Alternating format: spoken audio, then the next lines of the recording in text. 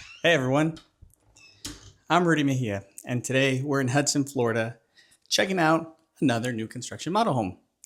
This one is called Magnolia, built by Taylor Morrison. It has 4 bedrooms, 3 bathrooms, a 2-car garage, and just over 2,100 square feet. It's a beautiful home, and there's no CDDs in this community. So subscribe to the channel.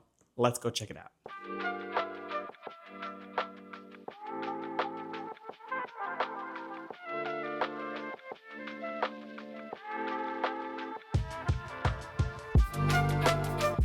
Enjoy the tour and feel free to contact us for more information on this home and the communities it can be built in.